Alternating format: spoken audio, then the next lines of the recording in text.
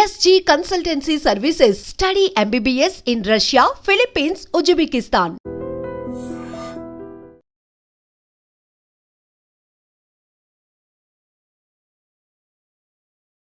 ఆంధ్రప్రదేశ్లో ఎంతకాలం పనిచేశారు మీరు? 94 వరకు. సో 90 వరకు అనుకుందాం. అంటే 70 నుంచి 90 వరకు ఎక్కడెక్కడ పనిచేశారు? ఈ కాళహస్తి ఏరియాలో, అట్లా తంబలపల్లి పనిచేశాను. అంటే ఇప్పుడు గ్రామాల పరిస్థితి ఎలా ఉండేది? అంటే పెత్తందారులు రాజ్యం ఉండేదా? పెత్తందారులు పెత్తనమే జరుగుతాం. ఎవరు కానీ వాళ్ళని ఎదిరించే శక్తి సామర్థ్యాలు లేవు. కాకపోతే దాన్ని ఒక ఆ సాంప్రదాయం పేరుతోనో ఏదో పేరుతో దాన్ని నడిపేవాళ్ళు. రెడ్డి గారు చెప్పారు కాబట్టి నడవాలి. కల్చర్లో నరసింహారెడ్డి గారు చెప్పారు, ఈ ఏరియాలో ఆయన ఏం చెప్తే అదే చెయ్యాలి. లేకపోతే తంబలపల్లి రెడ్డి చెప్పారు, అప్పగారు చెప్పారు, ఏం చెప్తే అది చెయ్యాలి అనేది. వాళ్ళు ఎంత తీసుకోమంటే అంత తీసుకోవాలి, ఎంత వద్దంటే అది పరిస్థితి. కాకపోతే వాళ్ళకి ఏవో కొన్ని దాన ధర్మాలు చేసి కొందరికి పిల్లలకి ఏదో చదువులు చెప్పుకోవడానికో ఏదో కొన్ని ఇది చేసి వాళ్ళకి లిబరల్గా ఉంటారనేది తంబలపల్లి వాళ్ళకి పేరు. అంటే ఆ ప్రాంతంలో మీరు దానికి ఆ పోరాటం వ్యతిరేకంగా మీరు వెళ్ళారు, పోరాటం చేశారు. అంటే పోలీసుల దృష్టి మేము పడలేదా? దృష్టి పడే దాకా అది ఒక స్థాయికి వెళ్ళేదాకా దృష్టి అయితే పడలేదు. ఎందుకంటే ప్రత్యక్షమైన మీటింగులు కాదు కదా ఆ రోజుల్లో. ఈ పెద్ద పెద్ద మీటింగులు పెట్టడము, లేకపోతే మీటింగులు పెట్టి చేసేవారు. Man to man organisation. కొందరు వ్యక్తులతో మాట్లాడి ఆ ఊర్లో కొందరు వ్యక్తుల్ని జమ చేసుకుని దానికి సంబంధించి ఆ జనంలో వాళ్ళ సమస్యల్ని, ఇదే పాలిటిక్స్ పేరుతోనే కాదు, వాళ్ళ సమస్యల పేరు వాళ్ళని ముందుకు తీసుకొచ్చి మనం చేయడం చేసి. అంటే మీరు ఒక ఐడియాలజీతో వెళ్ళారు, దాని ప్రకారంగా ఆ సిద్ధాంత పరంగా వెళ్తున్నారు. కానీ సాయుధ పోరాటం ఎప్పుడు వెళ్ళారు? సాయుధ పోరాటం అంటే ఇప్పుడు మరి ఈయన చారు మజుందార్ చెప్పిన ఇది ఈ అన్హిలేషన్ కార్యక్రమాలు ఇవి ఉన్నాయి, అవి మా పక్క ఇక్కడ జరగలేదు.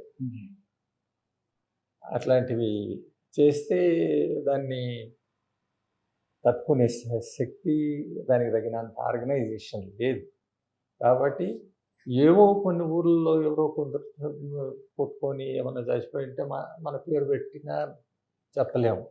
అంటే రైతులే చావడానికి, వాళ్ళని చంపడానికి రైతులే కారణం ఉంటారు. అయితే వీళ్ళు కూడా దాంతో సంబంధం ఉంది అని కేసులు పెట్టి ఉండొచ్చు.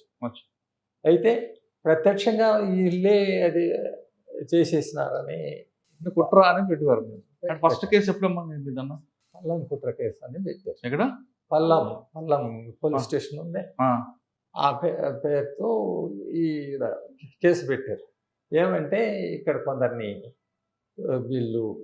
వీళ్ళంతా ఒక గుంపు అయ్యి జనాలు కొంత కూడగట్టుకొని కొందరిని ఆ వడ్డీ వ్యాపారులని వీళ్ళని ఖతం చేసేదానికి ప్రయత్నం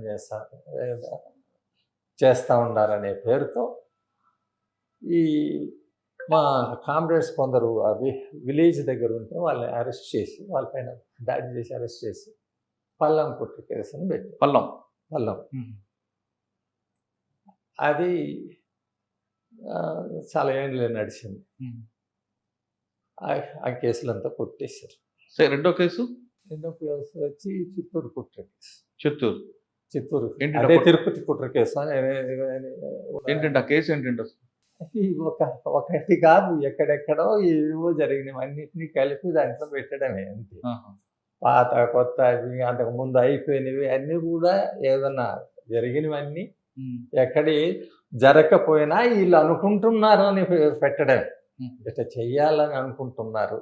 ఎందుకంటే ఆ రోజుల్లో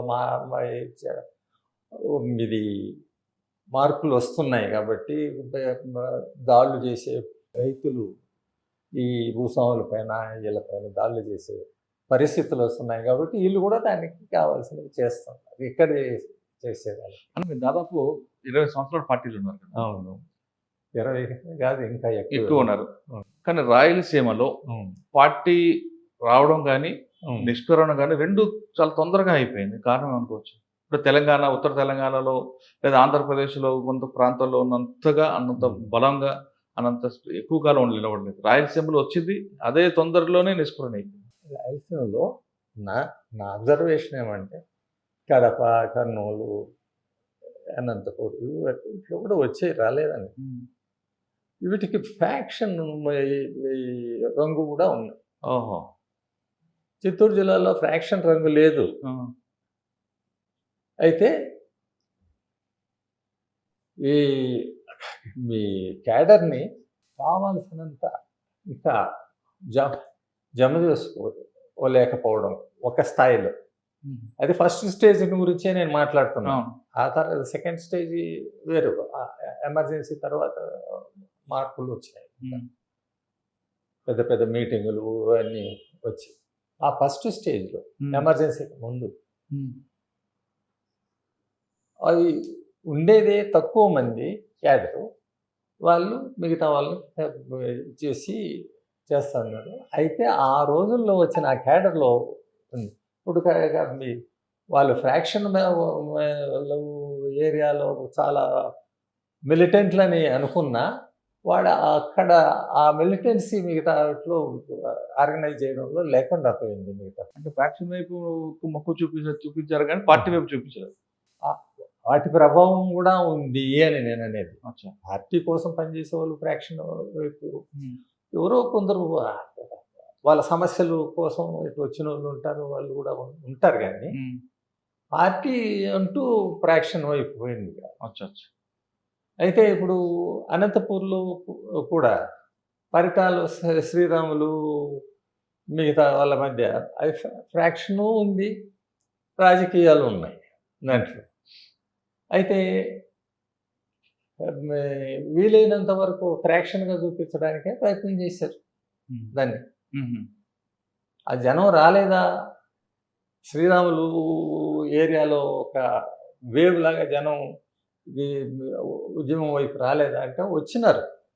అయితే మిగతా వాళ్ళు దాన్ని రెడ్లు ఫ్రాక్షన్కి వ్యతిరేకంగా కమ్మోళ్ళు, బోయోళ్ళకి ఇది అనేట్లుగా ప్రచారం చేయడంలో కూడా కొంతవరకు నష్టం జరిగింది.